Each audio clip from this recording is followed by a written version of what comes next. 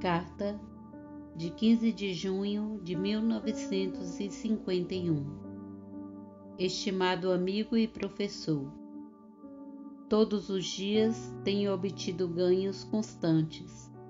Inclusive hoje, estou andando normalmente sem bengala e com curativo removido. Esta manhã, até fui dar uma caminhada só pela pura alegria de caminhar. Parece haver dor nas pernas e nos quadris à noite, mas estou bem durante o dia. O problema é fazer um acordo justo. Tenho um advogado tentando conseguir um acordo com a companhia de seguros do homem responsável pela colisão. Não quero ir ao tribunal, mas sinto que deve ser resolvido rapidamente e de forma satisfatória para todos os envolvidos. A sexta-feira marcou o encerramento do ano letivo e agora estou livre por 3 meses. Os problemas parecem estar aumentando, me puxando para baixo quando eu quero estar sempre nas nuvens. Talvez isso seja bom, embora não muito confortável. Lembro-me que Alice Bailey uma vez escreveu que as crises são a medida do crescimento de alguém. Se você não se vê diante de uma crise após a outra, é muito provável que fique parado. Se isso for verdade, estou bem encaminhada. Mamãe e eu gostaríamos muito de participar de sua classe em Vancouver, que você gentilmente disse que abriria para nós.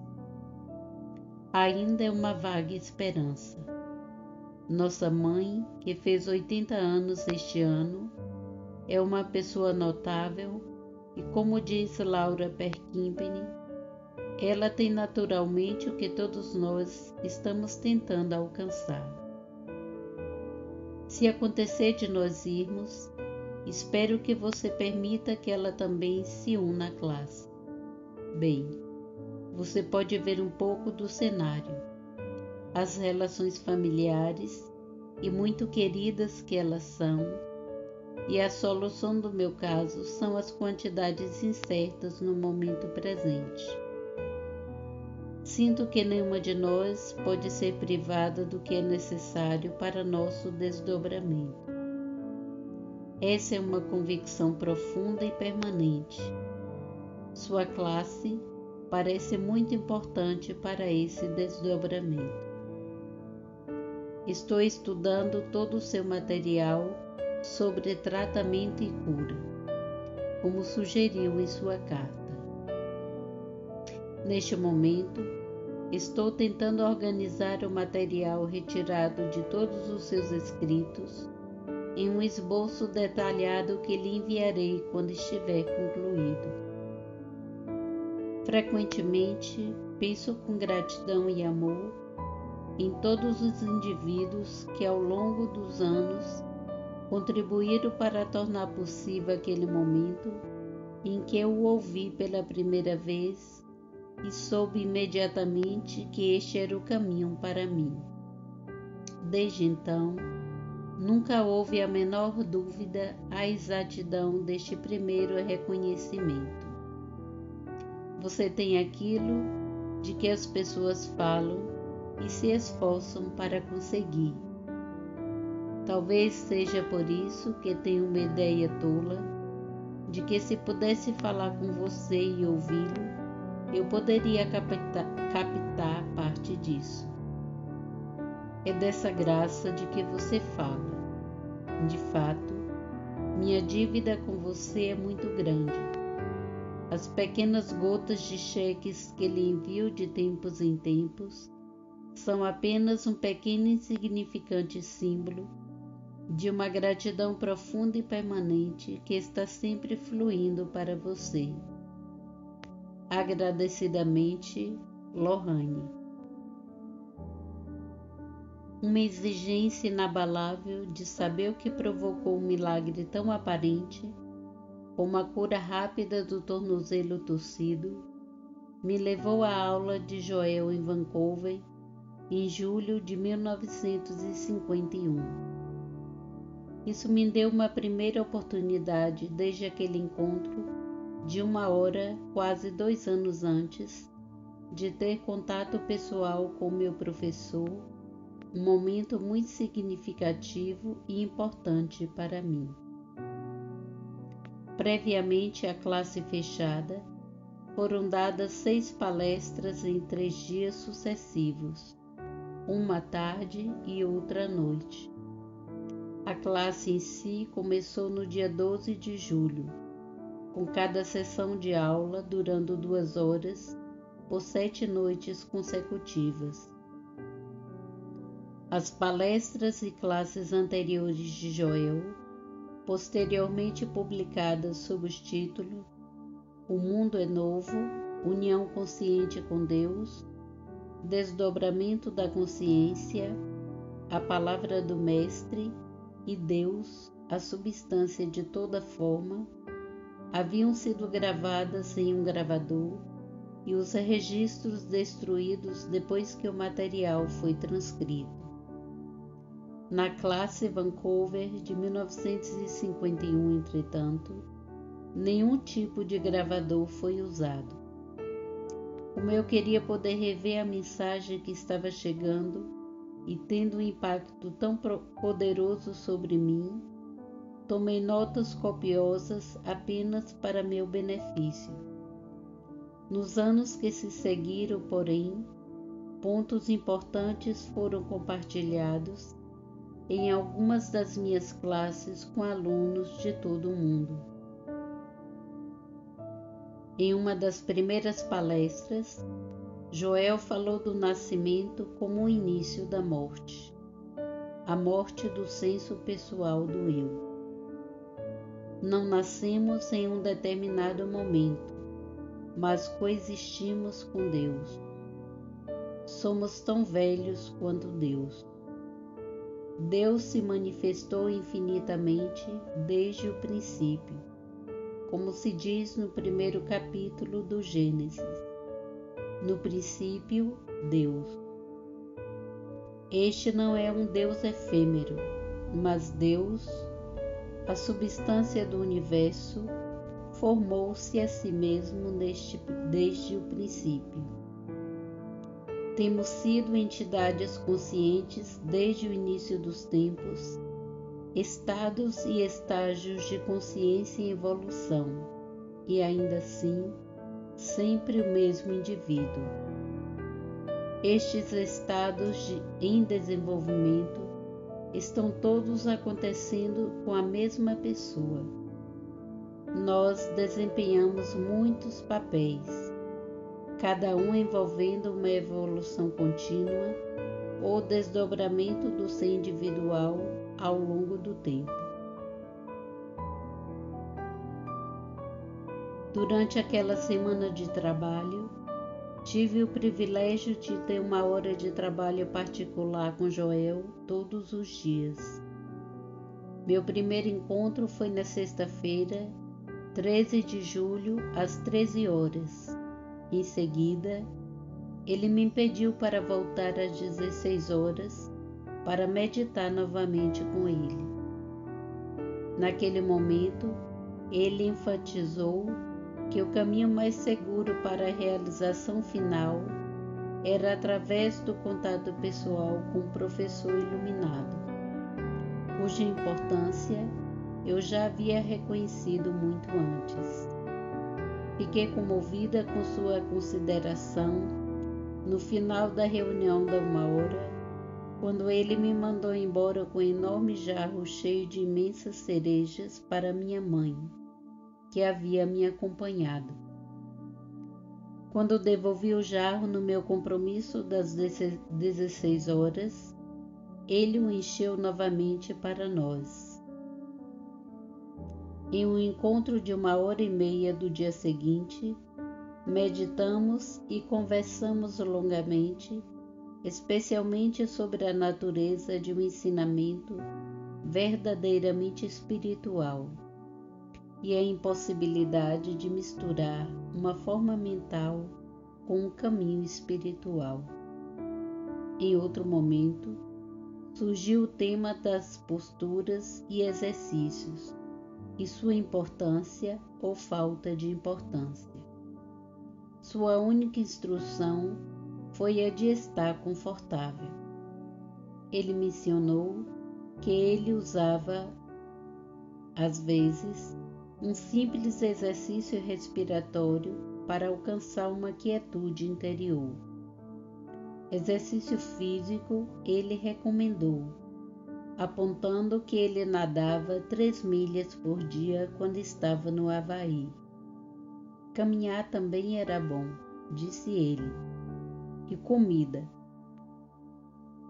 Qualquer coisa para manter o corpo funcionando normalmente. Em uma de nossas sessões matinais, Joel enfatizou que se reconhecemos Deus como substância, isso torna até mesmo nossos corpos imortais, e isso podemos experimentar compreendendo que não existe o espírito e um corpo físico. O corpo em si é uma manifestação do Espírito infinito. Não é o corpo que ressuscita ou acende, mas nosso conceito de corpo. Através de nossa compreensão de que o corpo é espiritual, seremos elevados, e à medida que nosso conceito de corpo muda, também nós ascenderemos. Tudo o que existe como forma é nossa interpretação da consciência espiritual, desconhecida para o sentido material, mas revelada em toda a sua perfeição e totalidade para a consciência espiritual. É por isso que nosso sentido do corpo pode ser curado. A única mudança necessária deve ocorrer em nossa conscientização consciente. Para Joel, a Bíblia era uma história de consciência sombria e não iluminada, desdobrando-se e emergindo na luz da consciência espiritual. Ele me incitou a pensar em mim como saindo da religião ortodoxa em que nasci, para o Evangelho de João, onde a revelação final de Eu Sou é dada. Se ao ler a literatura espiritual eu orasse primeiramente, abre aspas, Pai, ilumine estas páginas, fecha aspas, eu seria levada às passagens necessárias para maior esclarecimento, e essas passagens seriam iluminadas. Foi durante um desses longos atendimentos que surpreendi Joel quando disse: antes do acidente, eu não queria nada desse negócio de cura e nenhuma parte dele. Sua resposta foi: mas essa é a prova da verdade da mensagem. Naquele momento, para mim, curar significava transformar um corpo doente em um corpo saudável, uma carteira vazia em uma cheia, ou uma pessoa infeliz ou perturbada em uma pessoa feliz. Mais tarde, vim a compreender que esse era apenas o efeito externo de uma consciência iluminada, que permitia penetrar na névoa das concepções errôneas sobre a vida e o ser, que todos nós inconscientemente aceitamos. A maior conscientização e clareza da visão é o esclarecimento que traz o desdobramento da alma, que é a função de qualquer ensinamento verdadeiramente espiritual. A mudança dos efeitos externos é apenas o subproduto. Ter 1 hora ou mais por dia com meu professor foi um benefício inestimável, durante o qual muitos outros assuntos foram discutidos de forma bastante livre e franca. Sempre havia intervalos para uma meditação profunda com ele. Como tantas vezes acontece, após uma experiência no topo da montanha, as circunstâncias conspiraram para me empurrar para fora do topo da montanha e me fazer cair no vale abaixo. Mas as bases haviam sido bem assentadas e a visão das alturas da consciência permaneceu como um baluarte. Assim, depois de voltar para casa, em 4 de agosto de 1951, me peguei escrevendo para Joel. Eu não sabia o prazer que pequenas coisas simples podem realmente nos dar. Todas as cenouras, aipo e salsa que se quer mordiscar apenas abrindo a geladeira. Uma caminhada rápida ao longo do lago, agora com o sol brilhando e as nuvens cinzentas enchendo o céu. A grama verde e as árvores bondosas por toda parte, dando abrigo generoso ao sol que brilha constantemente. Agora não há descanso em mim. Externamente sim, eu sorrio e me irradio, mas dentro de mim há uma estranha tristeza até então desconhecida, um puxão que não me deixa descansar.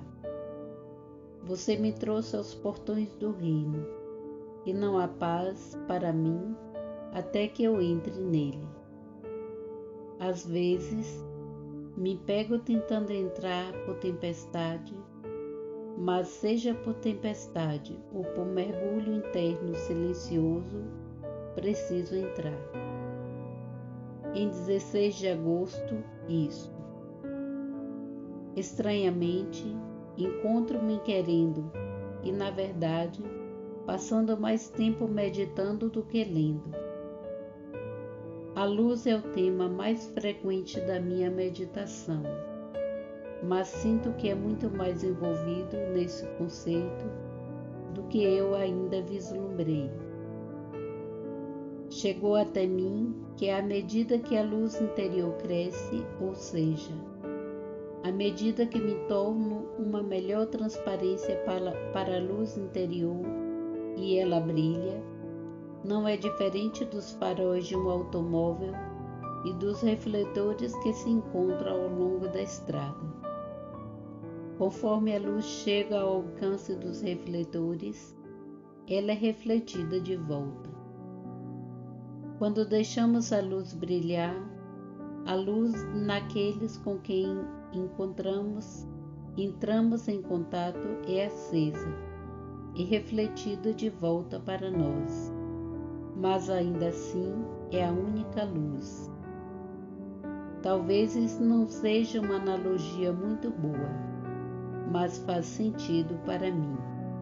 Além disso, a luz dissipa a escuridão sem esforço, apenas por ser, mas a escuridão nunca pode dissipar a luz.